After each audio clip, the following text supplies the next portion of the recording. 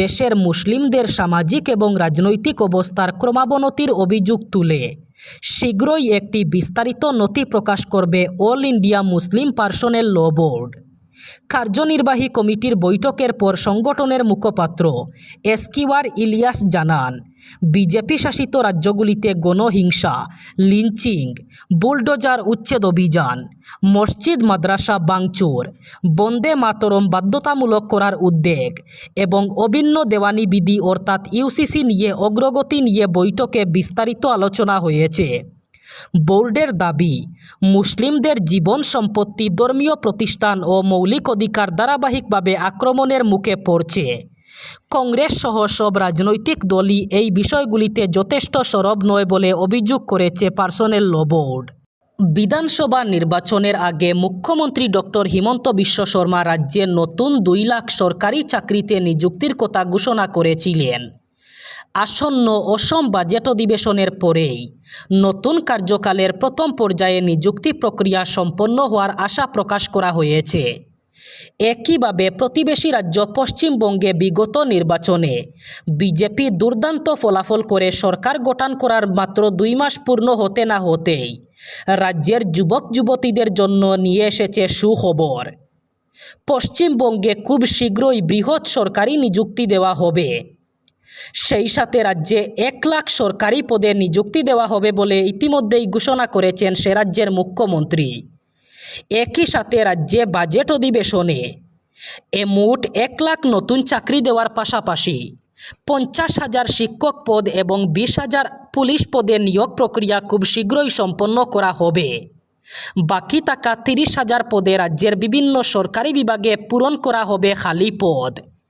সেই সাথে সরকার মহিলা শক্তিকরণের জন্য সরকারি চাকরিতে মহিলাদের জন্য 33% সংরক্ষণ করার ঘোষণা করেছে।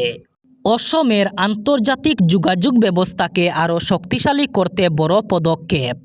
মুখ্যমন্ত্রী হিমন্ত বিশ্ব শর্মা ঘোষণা করেন যে আগস্ট মাসের 4 তারিখ থেকে এয়ার ইন্ডিয়া গৌহাটি থেকে দুবাই এবং আবুধাবির উদ্দেশ্যে সরাসরি বিমান পরিষেবা চালু করবে।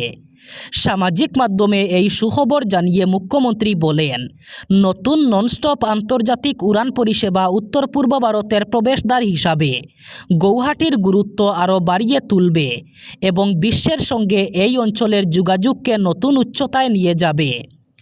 নতুন এই রুট চালু হওয়ার ফলে গৌহাটি বিমানবন্দর থেকে এখন সংযুক্ত আরব আমিরশাহী, থাইল্যান্ড, সিঙ্গাপুর এবং ভুটান এই 4টি দেশের সঙ্গে সরাসরি আন্তর্জাতিক বিমান যোগাযোগ স্থাপিত হবে।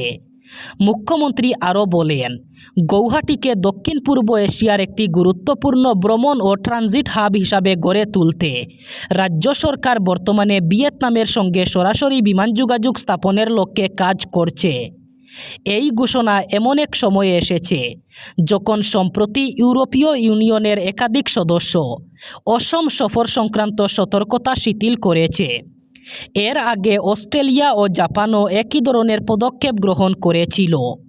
এবার অ্যাকশন মুডে রাজ্যের বনমন্ত্রী জয়ন্ত মল্ল বড়ুয়া বন বিভাগের দায়িত্ব নিয়ে প্রথম পর্যালোচনা বৈঠকেই আধিকারিকদের কড়া ভাষায় সতর্ক করে দিলেন বনমন্ত্রী।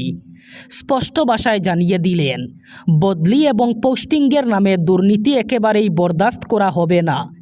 এ ব্যাপারে কোনো আধিকারিক অথবা কর্মচারীর বিরুদ্ধে উৎকোচ নেওয়ার প্রমাণ পাওয়া গেলে তার বিরুদ্ধে নেওয়া হবে কড়া ব্যবস্থা। এমনকি ক্যারিয়ারও খারাপ করে দেওয়ার হুমকি দেন মন্ত্রী জয়ন্ত। একই সঙ্গে সঠিক পরিমাণে রাজস্ব আসতে হবে বলেও আধিকারিকদের সাফ জানিয়ে দেন তিনি।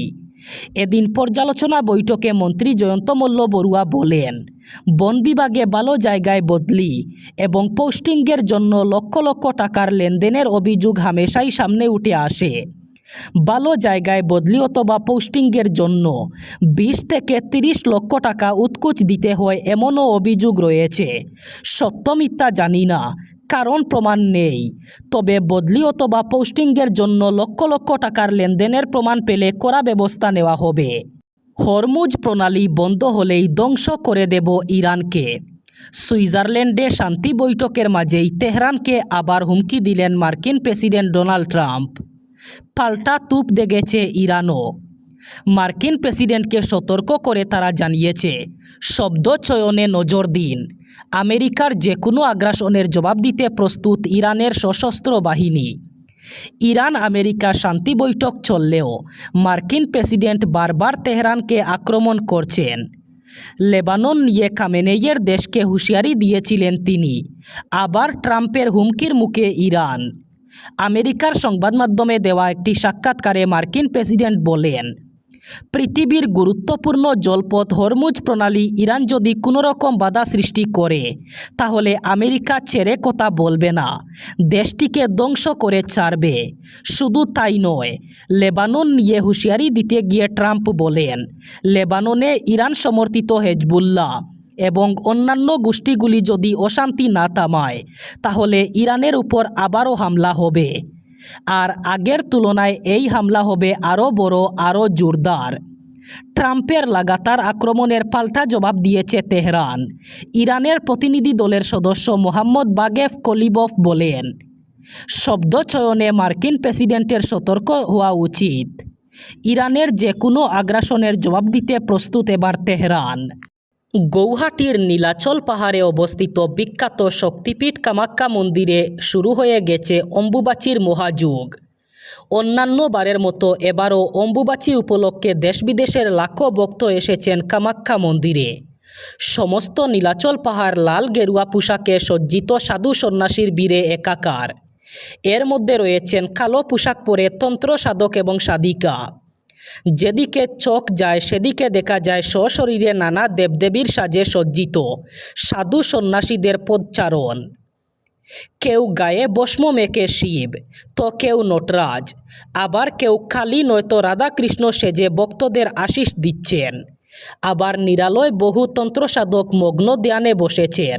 হাইলাকান্দি জেলার কাটলিচড়ায় এক মর্মান্তিক সড়ক দুর্ঘটনায় প্রাণ হারালেন এক ব্যক্তি। একই দুর্ঘটনায় গুরুতরভাবে আহত হয়েছে 15 বছর বয়সী এক কিশোর। দুর্ঘটনাকে কেন্দ্র করে এলাকা জুড়ে শোকের ছায়া নেমে আসে।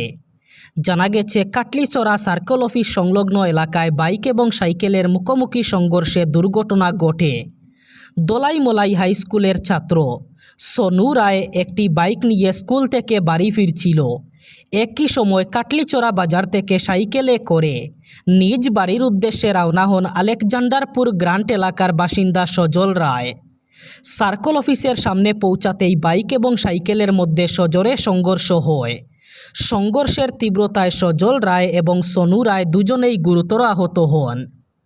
দুর্ঘটনার পর স্থানীয় বাসিন্দারা দ্রুত আহতদের উদ্ধার করে কাটলিচড়া হাসপাতালে নিয়ে যান।